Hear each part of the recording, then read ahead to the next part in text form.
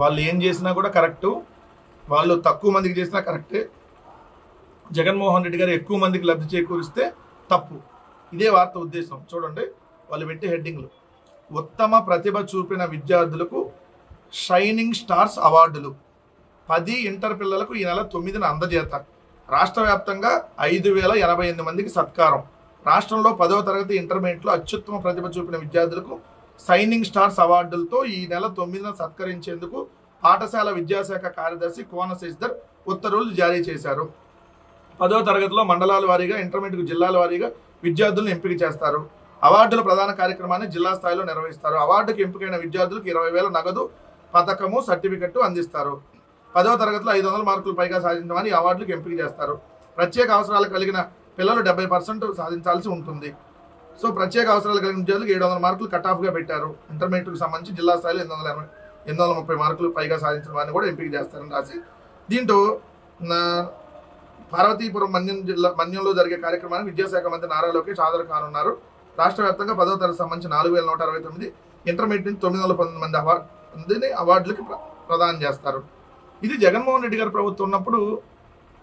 ఇది ఏదైతే మీరు అన్నప్పుడు ఇస్తాను 20,000 రూపాయలని మీరు ఇప్పుడు ప్రోత్సాహకం ఏదైతే 20,000 రూపాయలు అందిస్తుందని చెప్పారు కదా, 20,000 నగదు ఇది అనేది, అదే జగన్మోహన్ రెడ్డి గారు ఉన్నప్పుడు జగనన్న ఆనిముత్యాలు అనేటటువంటి పేరుతో ఒక కార్యక్రమాన్ని తీసుకొని వచ్చి 10వ తరగతి విద్యార్థులకు రాష్ట్ర స్థాయి నగదు పురస్కారం 1,00,000 రూపాయలు ఫస్ట్ ప్రైజ్, సెకండ్ ప్రైజ్ 75,000 రూపాయలు, థర్డ్ ప్రైజ్ 50,000 రూపాయలు, మొత్తం 42 మంది విద్యార్థులు 2023 సంవత్సరం ఎంపికయ్యారు.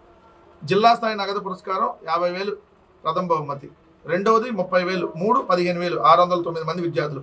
నియోజకవర్గ స్థాయి నగదు పురస్కారం ప్రథమ 15,000, ద్వితీయ 10,000, తృతీయ 5,000, మొత్తం విద్యార్థులు 681 మంది. పాఠశాల స్థాయి నగదు పురస్కారం 3,000 ఫస్ట్, సెకండ్ 2,000, 3 థర్డ్ ప్రైజ్ 1,000 రూపాయలు, విద్యార్థులు 20,299 మంది. ఇక్కడ ఈ పాఠశాల స్థాయి నగదు పురస్కారాల్లో కూడా వాళ్ళకి ఏదైతే మీరు అన్న సర్టిఫికెట్, వాళ్ళకి సంబంధించినటువంటి మెడలు, అదేవిధంగా డబ్బులు 1,000 రూపాయలు అనే డబ్బులు తక్కువైనా, థర్డ్ ప్రైజ్కి సంబంధించి ఫస్ట్ ప్రైజ్ 3,000 అక్కడ తక్కువైనా కూడా అది చూస్తే రాష్ట్ర స్థాయిలో 1,00,000 రూపాయలు అట్లా అనుకుంటే. మరి ఇంటర్మీడియట్ కూడా టాపర్కి 1,000 రూపాయల చొప్పున 26 మంది విద్యార్థులు ప్రదానం. జిల్లా స్థాయిలో గ్రూపుల వారీగా టాపర్స్కి 50,000 చొప్పున 391 మందికి, నియోజకవర్గ స్థాయిలో గ్రూపుల వారీగా టాపర్స్కి 15,000 చొప్పున 662 మంది ప్రదానం. మొత్తంగా 10వ తరగతి కానీ ఇంటర్మీడియట్ విద్యార్థులకు 22,710 మందికి జగన్మోహన్ రెడ్డి గారి ప్రభుత్వం ఏదైతే నగదుతో పాటు సర్టిఫికెట్, మెడలు అందజేశారు. 22,710 మందికి. మరి ఇప్పుడు కేవలం 5,000 మందికి ఇస్తున్నారు. అంటే జగనన్న ఆనిముత్యాలను కూడా మీరు పేరు మారిస్తే మార్చుకోండి, దాన్ని ఎవరు కాదంట్లా. కానీ అర్హులను తగ్గిస్తే అట్లా?